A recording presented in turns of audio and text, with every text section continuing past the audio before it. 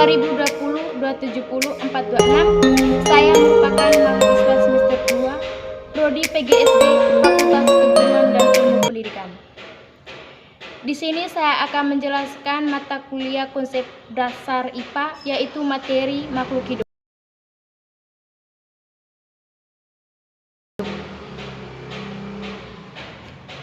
Makhluk hidup merupakan suatu organisme yang dapat mempertahankan dirinya dari berbagai perubahan lingkungan dan dapat berkembang biak untuk melestarikan jenisnya. Ciri-ciri makhluk hidup dapat bergerak, bernafas, berkembang biak, mengeluarkan zat sisa, memerlukan nutrisi, dan peka terhadap rangsangan. Makhluk hidup dibedakan menjadi 3, yaitu manusia, hewan, dan tumbuhan. Pertama, manusia. 1. Organ tubuh pada manusia. Organ tubuh pada manusia yang pertama adalah pernapasan. Bernapas merupakan proses pengambilan zat yang dibutuhkan tubuh untuk proses pembakaran oksidasi. Zat yang diambil adalah oksigen, sedangkan zat yang dikeluarkan adalah karbon dioksida dan uap air. Organ-organ pernapasan manusia terdiri dari yang pertama, hidung. Hidung berfungsi sebagai organ yang membantu proses pernapasan. Pada hidung terdapat rambut hidung yang berfungsi untuk menyaring kotoran yang masuk pada saat bernapas.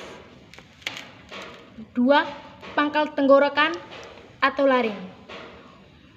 Laring berfungsi sebagai tempat melekatnya pita suara. 3.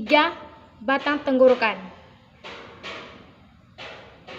Batang tenggorokan atau sering disebut trakea terdapat katup epiglottis yang membuka dan menutup saluran pernapasan.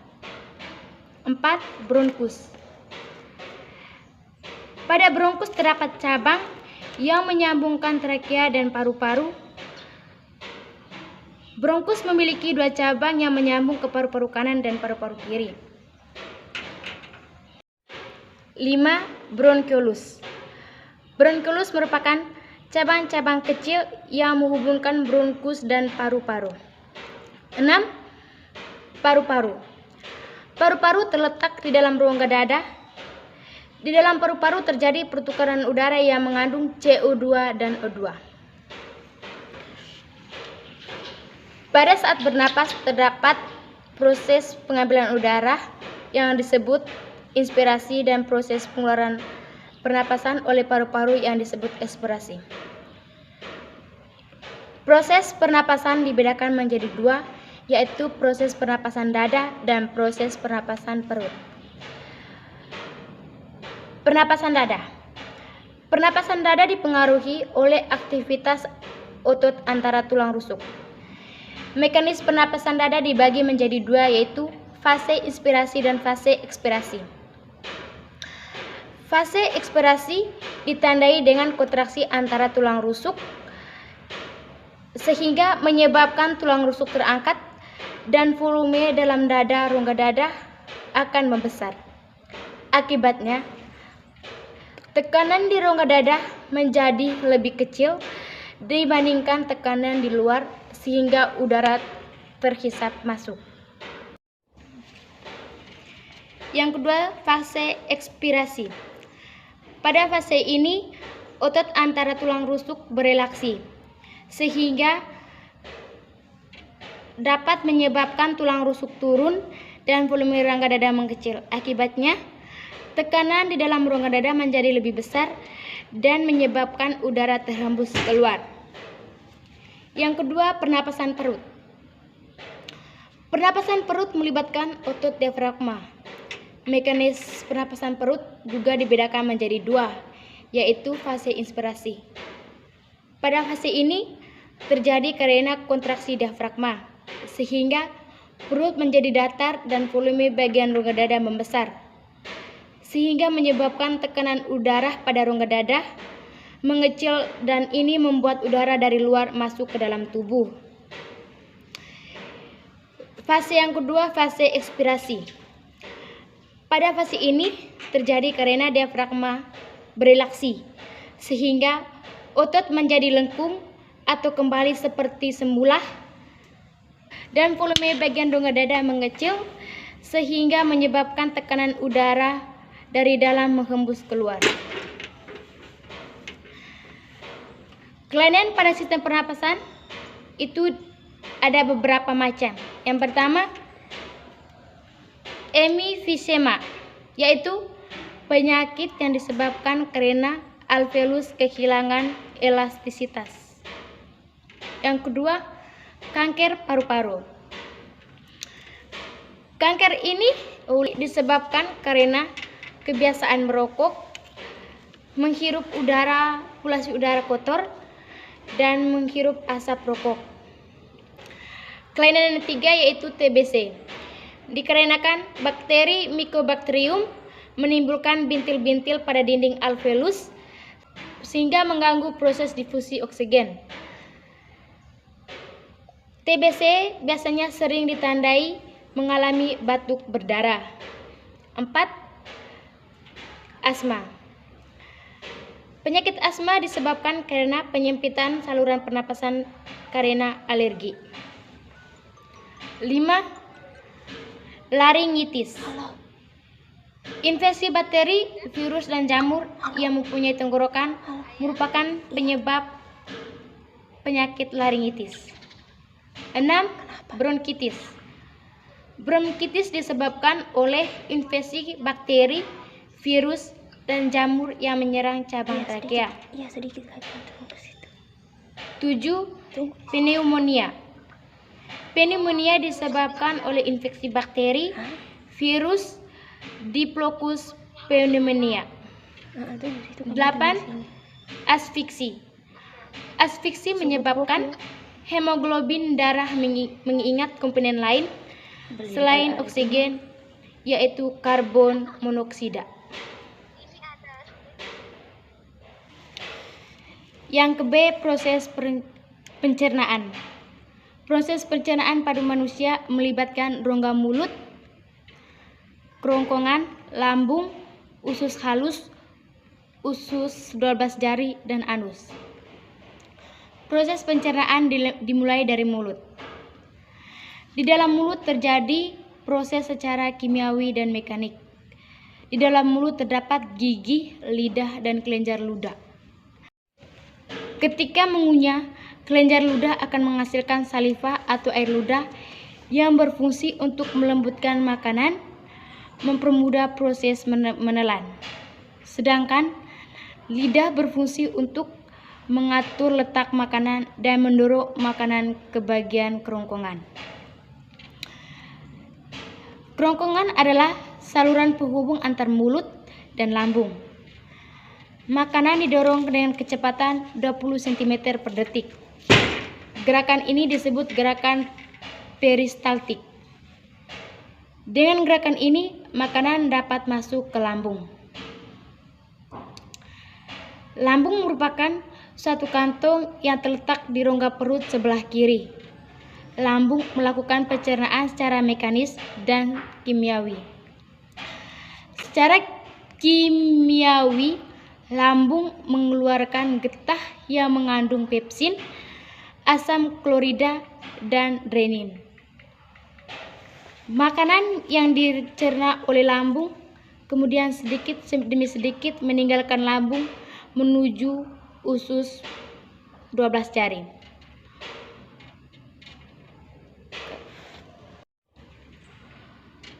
Usus halus terdiri dari usus 12 jari, usus kosongan, dan usus pencernaan. Pada usus 12 jari bermuara saluran empedu dan saluran dari pankreas. Penyerapan sari-sari makanan terjadi di usus penyerapan.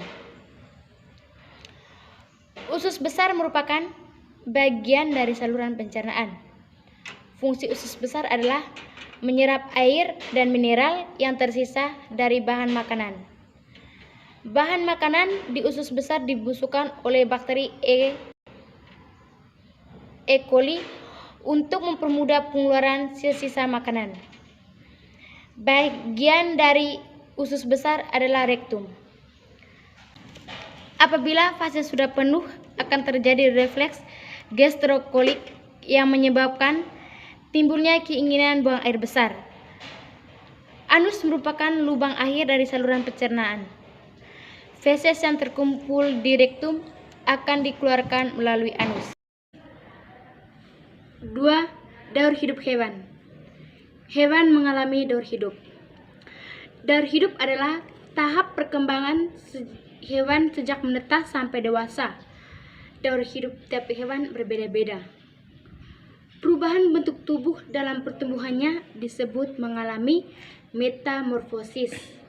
Metamorfosis dibedakan menjadi dua, yaitu metamorfosis sempurna dan metamorfosis tidak sempurna.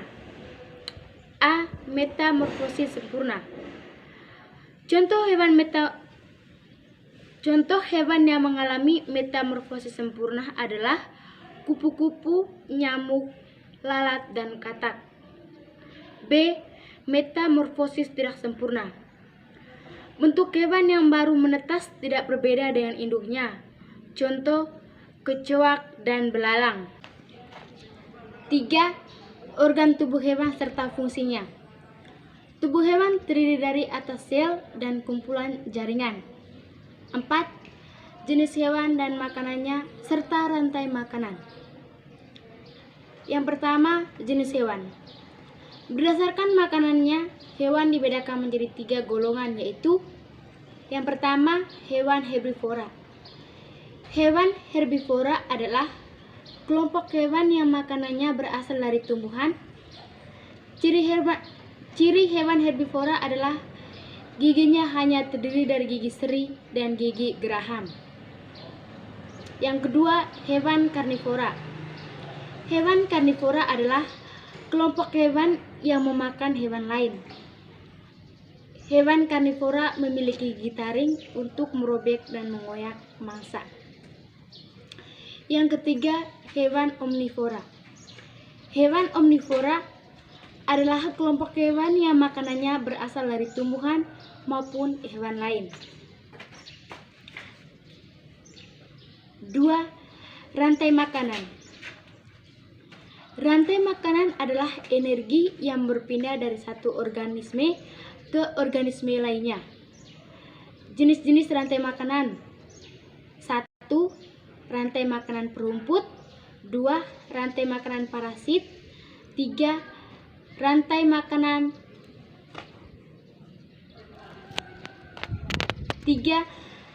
makanan detritus.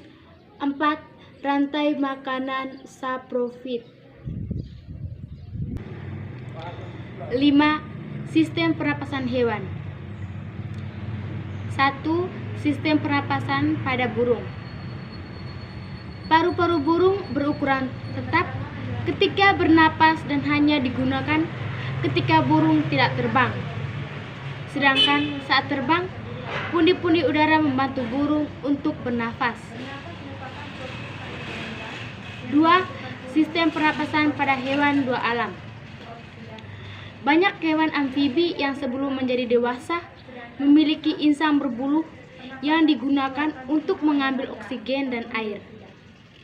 Setelah dewasa, insang tersebut berganti menjadi paru-paru yang berguna untuk menyerap oksigen dan membawanya ke aliran darah. 3. Sistem pernapasan pada hewan hidup di air. Hewan yang hidup di air bernapas menggunakan insang. Insang pada ikan berfungsi menyaring oksigen yang ada di air.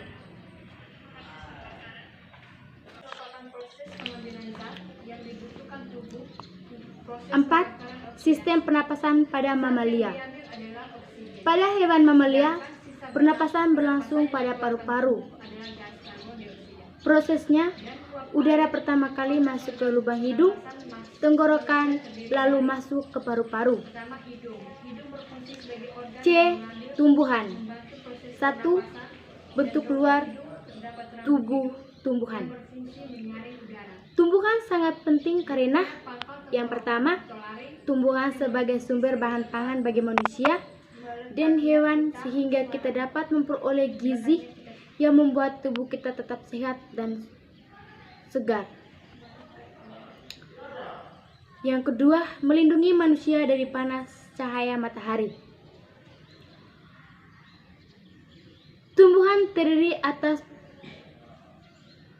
Tumbuhan terdiri dari beberapa bagian. 1. Akar. Akar berfungsi untuk memperkuat berdirinya batang tumbuhan, menyerap air dan mineral dari dalam tanah, dan untuk menyimpan cadangan makanan pada tumbuhan umbi-umbian. Kedua, batang.